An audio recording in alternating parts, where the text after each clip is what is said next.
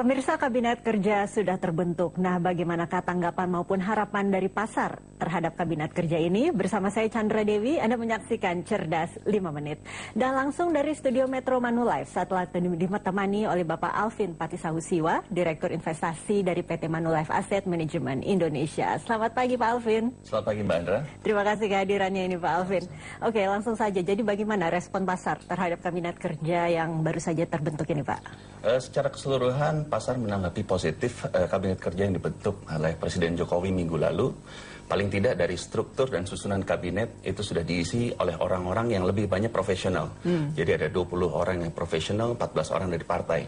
Dan ini sesuai dengan janji Pak Jokowi bahwa orang-orangnya akan lebih banyak dari profesional. Dari strukturnya juga dari latar belakang banyak diisi oleh orang-orang yang banyak berkecimpung di dunia bisnis, teknokrat maupun juga orang partai. Dan ini kelihatannya cukup seimbang kalau saya lihat dari strukturnya. Yang terpenting pada saat ini adalah bagaimana Kabinet Kerja ini bisa deliver dalam 100 hari pertama. Jadi pasar melihat bahwa 100 hari pertama ini menjadi acuan untuk kedepannya.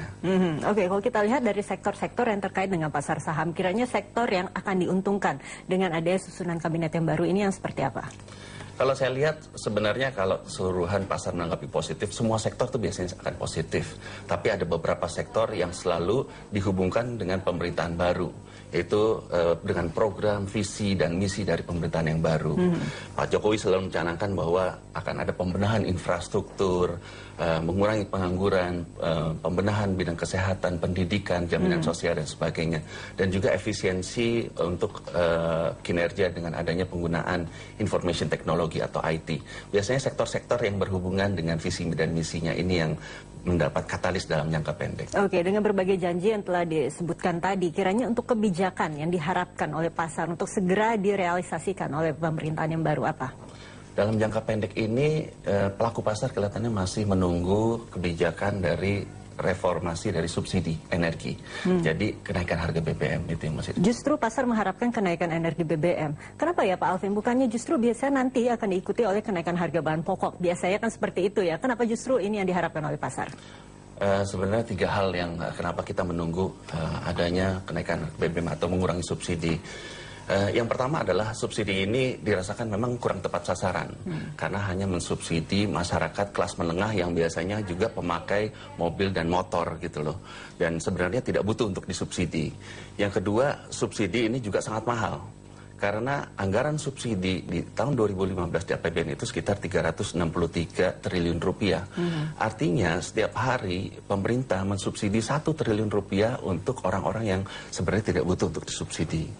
Dan yang ketiga, subsidi ini juga mengambil porsi yang cukup besar di APBN, yaitu sekitar 20%, jauh di atas subsidi untuk anggaran infrastruktur dan sebagainya. Jadi pengalihan dari harusnya anggaran untuk subsidi untuk sektor-sektor yang lebih produktif, seperti misalnya pembangunan infrastruktur, kemudian juga jaminan sosial, jaminan kesehatan, pendidikan dan sebagainya, ini yang diharapkan akan lebih meningkatkan produktivitas dari masyarakat. Oke, tapi mengenai kapan kebijakan yang ini akan diterapkan, kiranya pasar mengharapkan kapan kiranya? Secepatnya atau bagaimana? Memang dalam jangka pendek ini, jadi dari 100 hari pertama ini kira-kira disitulah sebenarnya tempatnya yang diinginkan oleh para pelaku pasar. Oke, Pak Alvin, ini terakhir saya ingin bertanya, kiranya apakah ada saran dari Pak Alvin kepada para investor untuk melihat paling tidak kondisi saat ini dengan pemerintahan yang baru, seperti apa sarannya? Oke, kami masih optimis bahwa pemerintahan yang baru ini akan mampu untuk mengatasi hambatan-hambatan yang sebenarnya menghalangi pertumbuhan ekonomi Indonesia untuk lebih besar lagi ke depannya. Jadi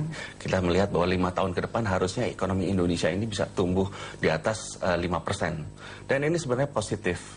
Untuk masyarakat sebenarnya dengan adanya peluang yang cukup positif itu, mereka harus tetap namanya berinvestasi. Karena investasi itu membantu kita untuk mengurangi beban yang datang dari kenaikan harga atau inflasi.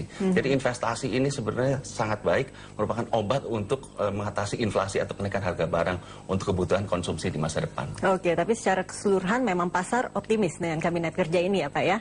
Cukup optimis. Oke, baik Pak Alvin, terima kasih banyak atas kehadiran dan juga informasinya. Namun kita harus mengakhiri perbincangan kita kali ini pemirsa. Terima kasih atas perhatiannya. Saya Chandra Dewi, Cerdas 5 Menit, Cerdas Finansial. Sampai jumpa. Terima kasih. Lancar. Dipersembahkan oleh